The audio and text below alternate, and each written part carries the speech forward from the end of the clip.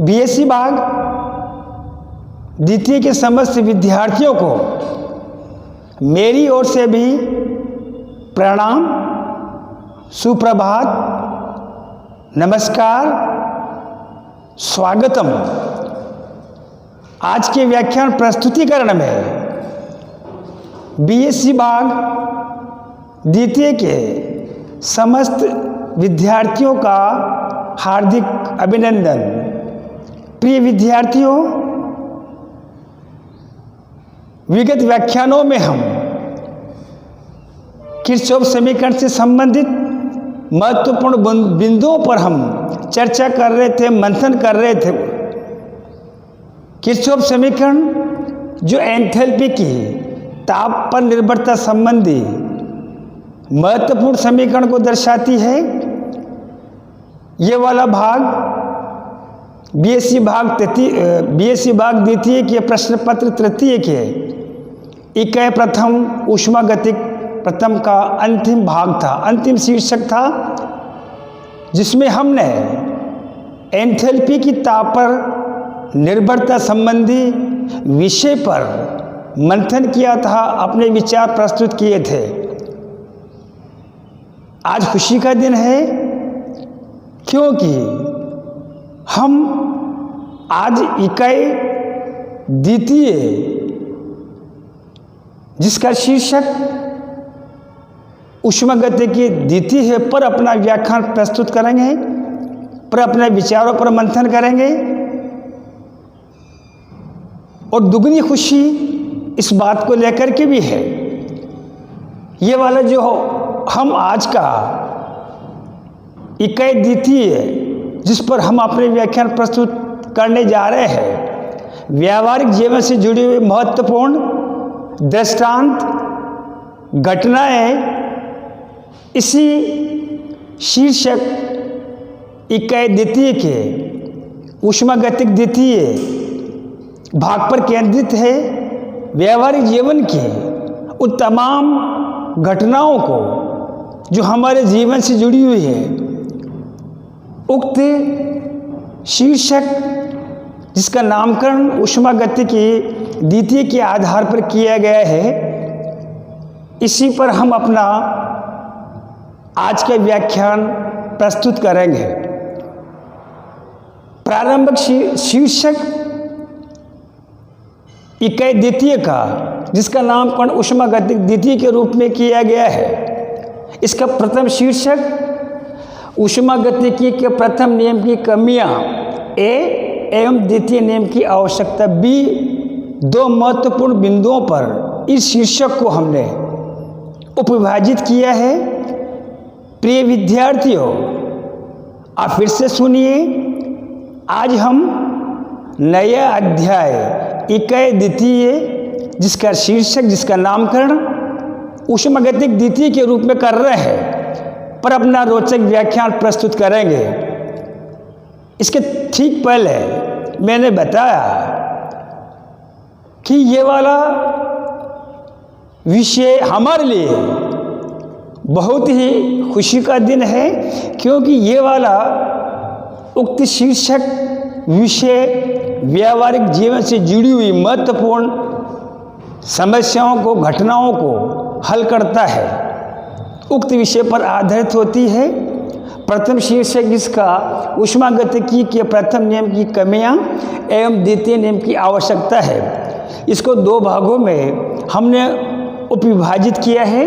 पहला वाला ऊष्मागतिकी के प्रथम नियम की कमियां जिसको ए है, एवं द्वितीय नियम की आवश्यकता इसको बी भाग में उपविभाजित किया है। प्रिय विद्यार्थियों, बीएससी भाग द्वितीय के समस्त विद्यार्थियों को मेरा दिशा निर्देश है। एक महत्वपूर्ण सूचना ये है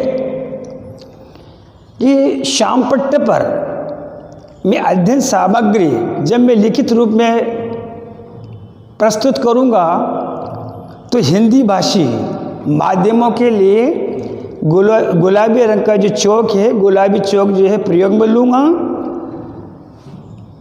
अंग्रेजी भाषी माध्यम वाले विद्यार्थियों के लिए मैं पीले रंग की चौक प्रयोग में लूँगा। फिर से सुनिए, बीएससी भाग द्वितीय के समस्त विद्यार्थियों के लिए महत्वपूर्ण दिशा निर्देश मेरी ओर से सूचना। मैं यहाँ पर पीले रंग का जो चौक है अंग्रेजी भाषी माध्यम विद्यार्थियों के लिए प्रयोग में लूँगा। दूसरा गुलाबी चौक जो मैं अध्ययन सामग्री के रूप में श्याम पट्ट पर आवश्यक सूचना है प्रेक्षित करूँगा, अंकित करूँगा। हिंदी मीडियम के लिए गुलाबी, अंग्रेजी माध्यम के लिए पीले रंग से संबंधित सूचना है अंकित करूँगा। इन सूचनाओं के पश्चात चलिए हम आगे बढ़ते हैं। ऊष्मागतिकी प्रथम नियम की कमियां और द्वितीय नियम की आवश्यकता। सबसे पहले हम कमियों के बारे में बताते हैं। ऊष्मागतिकी के नियम की जो आवश्यकता है और कमियों की क्यों आवश्यकता पड़ी, इसमें कोई दो राय नहीं है। ऊष्मागतिकी का प्रथम नियम पूर्ण रूप से ऊर्जा संरक्षण के सिद्धांत से संबंधित होता है। ऊष्मागतिकी के प्रथम नियम को सुपरिभाषित करता है, पूर्णतया सुस्पष्ट रूप से परिभाषित करता है और ऊष्मा और कार्य से संबंधित महत्वपूर्ण जानकारी हमें प्रदान करता है। ऊर्जा संरक्षण के नियम से संबंधित होता है। अवशोषित ऊष्मा को एक रूप से दूसरे रूप में रूपांतरित किया जाता है। संपूर्ण अवशोषित ऊष्मा को कार्य में रूपांतरित किया जाता है। लेकिन व्यावहारिक दृष्टिकोण से इस नियम के भीतर कुछ कमियां समावेशित है। वो कमियां ये है कि संपूर्ण अवशोषित ऊष्मा को, सत्य ये है, संपूर्ण अवशोषित ऊष्मा को बिना अन्यत्र व्यय किए बिना कार्य में अवशोषित ऊष्मा की कार्य में रूपांतरण असंभव है। ये पहली कमी है। इसके साथ ही ये नियम दिशा के प्रवाह के बारे में कोई सूचना प्रस्तुत नहीं करता। फिर से सुनिए, इसकी जो खूबियाँ हैं, इसके जो महत्वपूर्ण जो अभिग्रहित हैं, वो महत्वपूर्ण अभिग्रहित प्रथम नियम के ये है, ऊष्मा से संबंधित, कार्य से संबंधित, ऊर्जा से संबंधित महत्वपूर्ण सूचनाएं प्रदान करता है। अवशोषित ऊष्मा को कार्य में रूपांतरित बताता है। एक अवस्था का दूसरी अवस्था में रूपांतरण से संबंधित होता है। ऊष्मागतिकी का प्रथम नियम जो है ऊर्जा संरक्षण के सिद्धांत को बताता है। लेकिन इसके अंदर जो कमियां है वो कमियां ये है, प्रिय विद्यार्थियों, इसकी कमियों को हमें व्यावहारिक जीवन से जुड़े हुए एक महत्वपूर्ण दृष्टांत के द्वारा, एक नहीं अनेक दृष्टांत हम यहाँ पर व्यावहारिक जीवन से जो हमारे जुड़े हुए हैं, जो ऊष्मागतिकी के प्रथम नियम पर आधारित क्या कमी रहती है, आपके सम्मुख यहाँ पर मैं एक चौक जो है श्याम पट्ट पर जो है कोई भी अध्ययन सामग्री को लिखने के लिए प्रयोग में लाता हूँ। ऊष्मागतिकी का प्रथम नियम ये कहता है, कोई भी तंत्र जो होता है उस तंत्र को अवशोषित ऊष्मा का संपूर्ण भाग जो है वो कार्य में रूपांतरित होता है। ये चौक जो है ऊष्मागतिकी के प्रथम नियम अनुसार पूरा 100% इसमें जो मटेरियल है, इसके अंदर जो सामग्री है वो काम में ली जाएगी।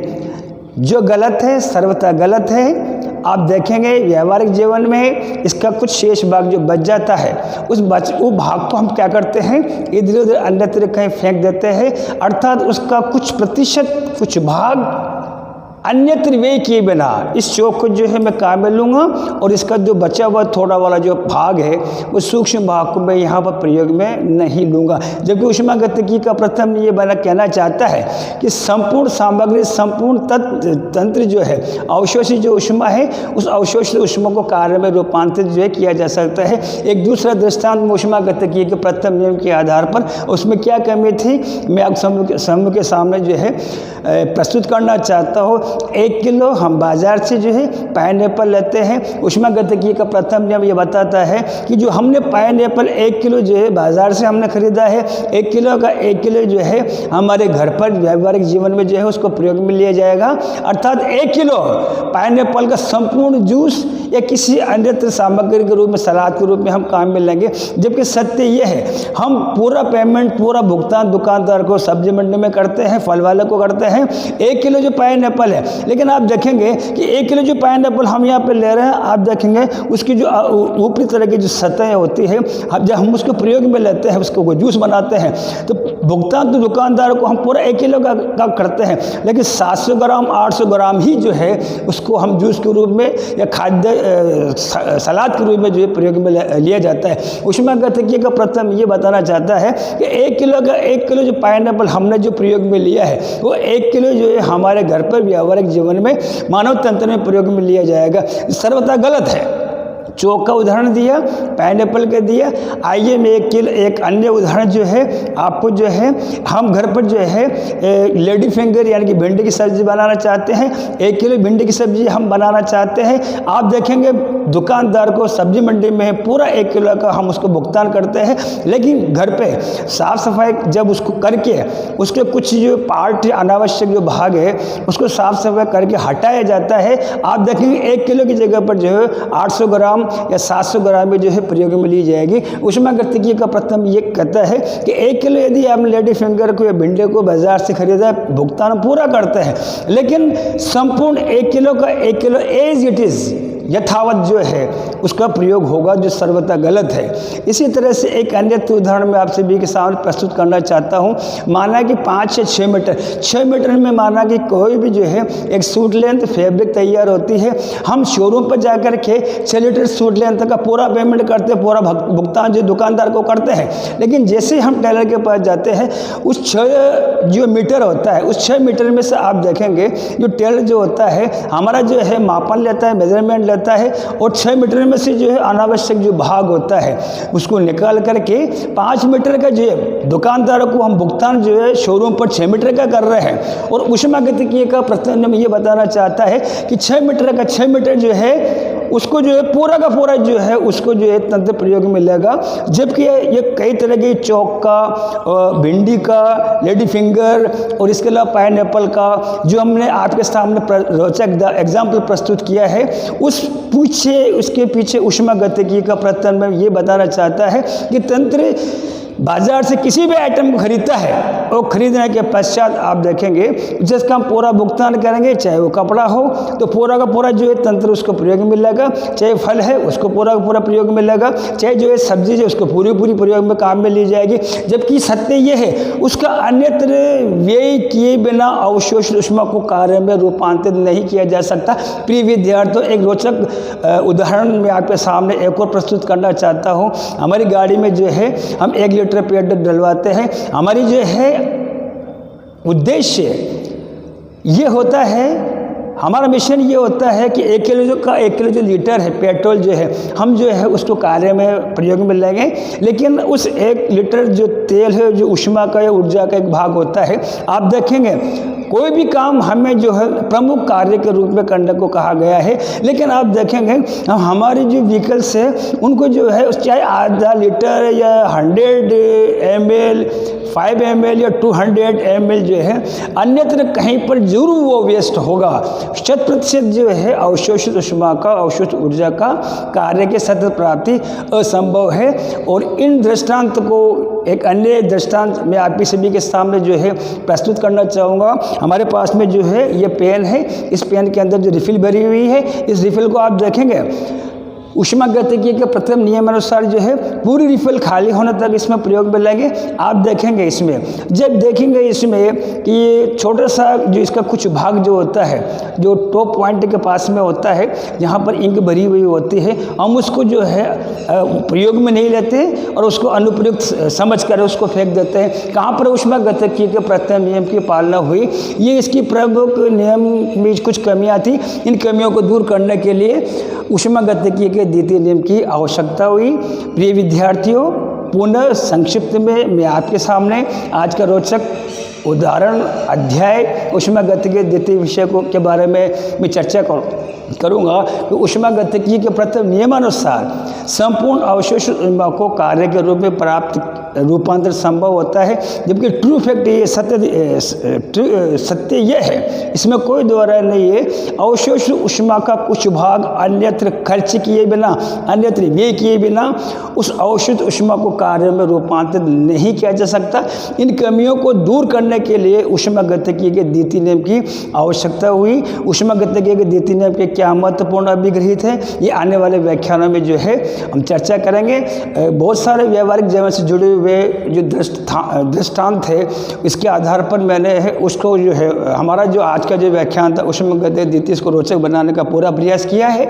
और ऊष्मागतिकी के द्वितीय नियम जो है, उस द्वितीय नियम के क्या प्रमुख अभिग्रहित होते हैं, इन अभिग्रहितों को आने वाले जो है व्याख्यानों में हम चर्चा करेंगे, उस पर मंथन करेंगे। आप सभी विद्यार्थियों से मेरा विनम्र अनुरोध है, महत्वपूर्ण जानकारी, महत्वपूर्ण बिंदु अभिग्रहित ऊष्मागतिकी के प्रथम ऊष्मागतिकी के जो द्वितीय भाग इकाई द्वितीय में जो वर्णित थे, आप सभी उसको जो है आप उसको अपने रजिस्टर में नोट कर लें। इन्हीं उम्मीदों, आशाओं, अभिलाषाओं के साथ बहुत बहुत धन्यवाद, आभार।